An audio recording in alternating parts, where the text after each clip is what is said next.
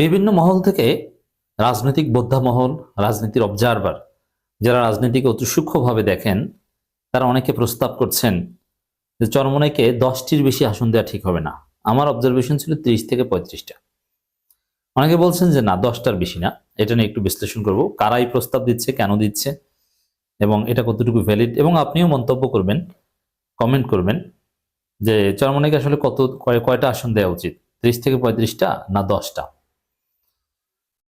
এখানে চরমোনাইয়ের লোকজন যেভাবে, বিশেষ করে শাইখে চরমোনাই তো চরমোনাইকে ডুবাচ্ছেন, চরমোনাইকে ট্রলের বিষয় পরিণত করছেন, চরমোনাইকে হাসির পাত্র বানাচ্ছেন। তাদের নাকি 143টা এ গ্রেড আসন, এবং তার মধ্যে জামাতের হামিদুর রহমান আজাদ, শাহজাহান চৌধুরীর আসন, এগুলোও নাকি আছে। সাতক্ষীরায় জামাতের কলাগাছ দাঁড়ালেও জিতবে, এই আসনও নাকি আছে।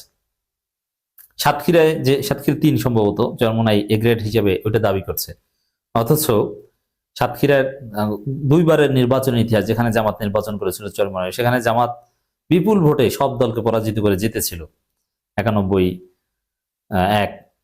আর চরমোনাই তখন ভোট পেয়েছিল 2800, 3300 এরকম।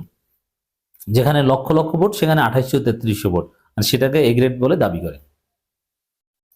তা এখন অনেকে বলছেন, রাজনীতির বোদ্ধামহল বলছেন যে চরমোনাই এত পারে এ গ্রেড 143টা, তাহলে তো ক্ষমতা এসে গেছে, তবে এককভাবে নির্বাচন করে একটা আসন জিতে দেখাক। এবং জামাতকে এই বিশ্লেষক বা বোদ্ধামহল, বুদ্ধিজীবী অনেকে পরামর্শ দিচ্ছেন যে যদি চরমোনাইকে জামাত ইসলামী জোটে রাখতে পারে, that's good.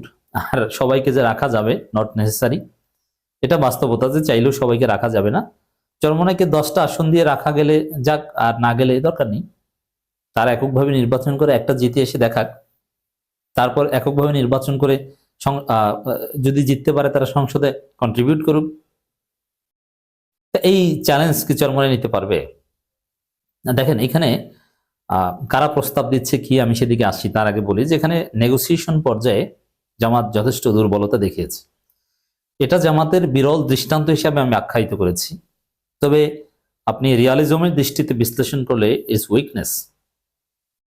Jamaat negotiation weakness দেখিয়েছে, নেগোসিয়েশনের সবচেয়ে স্মার্টনেস দেখিয়েছে এখানে, বা গেইন করেছে।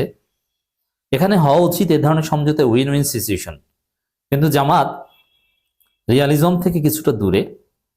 তারা যথেষ্ট উদারতা দেখাচ্ছে যে ঐক্যটা টিকুক, আমরা যথেষ্ট ছাড় দিই।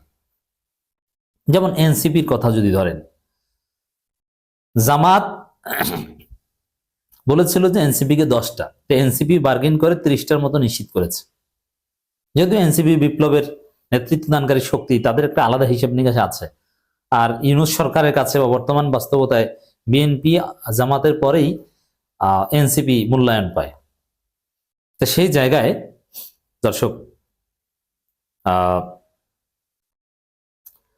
এনসিপি কে জামাত বলেছিল 10টা, সেখান থেকে 30টা পর্যন্ত নিয়েছে, তাহলে এখানে জিতেছে তো এনসিপি। তা জামাত এখানে ভালোভাবে নেগোশিয়েট করতে পারেনি, তারা ছাড় দিয়েছে বা ছাড় দিতে বাধ্য হয়েছে, এনসিপি আদায় করে নিতে পেরেছে। That's their gain. এটাকে জামাতের উদারতা বলেন আর দুর্বলতা বলেন। জামাত অসম্ভব ছাড় দিচ্ছে, যেটা জামাতের মতো কোনো শক্তিশালী দল পৃথিবীর অন্য কেউ হলে দিত না, চরমোনাই হলে কশ্চিন কালও দিত না। জামাত বর্তমান যে জনপ্রিয় দল এবং জামাতের যে শক্তি সমাজে, রাজনীতিতে, সরকারের সব জায়গায়, এর ছিটে ফোটাও যদি চরমোনাইয়ের থাকতো, জামাতকে পাশেও ভিড়তে দিত না। It's my analysis, what ever. তো প্রথমে দেখেন এখানে এনসিপি দর কষাকষিতে অনেক গেইন করে ফেলেছে, 10টা থেকে 3 গুণ নিয়ে ফেলেছে। জামাত প্রথমে বলছিল 10টা, এরপরে চরমোনাই দর কষাকষি শুরুই করেছে 150 আসন থেকে, যে আমাদেরকে 150 আসন দেন। সেখান থেকে জামাত 30-35টার মধ্যে রাখতে চাচ্ছে, কিন্তু চরমোনাই 50, 60, 70, 80, 100 পর্যন্ত দাবি করছে, যেটা রীতিমতো হাস্যকর। এখানে চরমোনাইও বাজিমাত করার চেষ্টা করছে। এখন জামাতের এই নেগোসিয়েশন দুর্বলতার সুযোগ নিচ্ছে চরমোনাই। তা জামাত যদি আগে থেকে এই বিষয়ে যথেষ্ট